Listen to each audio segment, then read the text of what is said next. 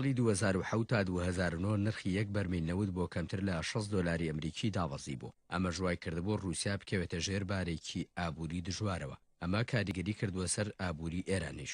بەڵام دوا گۆڕانکاریەکان نرخی یەک بەرمیل نەوت بۆ زیاتر لە 115 دۆلار بەرز بووەوە. ئەمەش کاریگەری زۆری لەسەر بەرزبنەوەی ئابووری رووسیا هەبوو، توانی قەرزەکانی بداتەوە و وەک وڵاتێکی زلهێز دەربکەوێتەوە و کاریگەری هەبێ لەسەر هاوکێشەی سیاسی ئەوروپا و ڕۆژهەڵاتی ناوەڕاست. بە وتەی حەسەن ئەحمەد مستەفا بەهێزبوونەوەی ئابووری رووسیا وای کردووە با قەبارەیەک و ژمارەیەکی گەورەتر لە ڕۆژهەڵاتی ناوەڕاست دەربکەوێتەوە و هاوکاری مادی پێشکەشی ئێران و سووریا و پەکەکە و حیزبوڵای لوبنان بکە.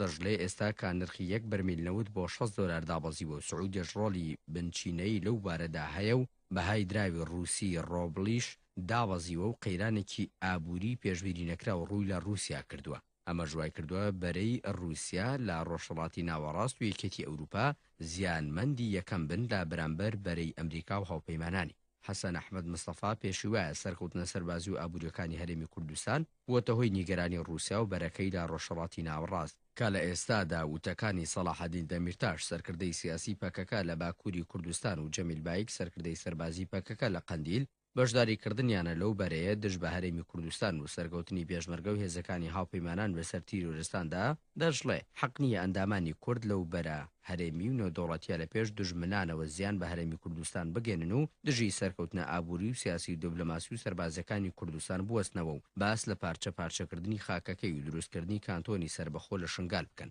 شارەزاکەی کاروباری تورکیا ئاماژە بەوەشەکە بەرەی کوردەکانی باکوور یاریەکی دووفاقیەکەن لەلایەکە بەهۆی کۆبانەوە داوای هاوکاری لە هێزە نێونەتەوەیەکانەکەن لەلایەکی دیکەوە بەهۆی بەشداریکردنیان لە بەرە هەرێمایەتیەکەدا هێرش دەکەنە سەر ئامانجەکانی هاوپەیمانان و هەرێمی کوردستان لە شنگال و شوێنەکانی دیکەدا.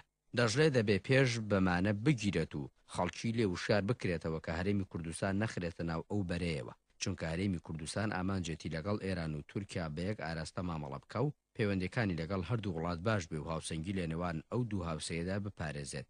حەسەن ئەحمەد مستەفا جەختیش لەوە دەکاتەوە کە ڕێکەوتنی نێوان هەولێر و بەغدا و ناردنی نەوت و گازی سروشتی کوردستان بە بۆری خۆی بۆ تورکیا و لەوێشەوە بۆ یەکێتی ئەوروپا هۆکارێک بۆ دژایەتیکردنی زیاتری هەرێمی کوردستان و لێدوانەکانی ئەم دوایی جەمیل بایەک و سەلاحەدین دەمیرتاشش دژی کوردستان و شنگال هەر لەو چوارچەوەیەدا دێن.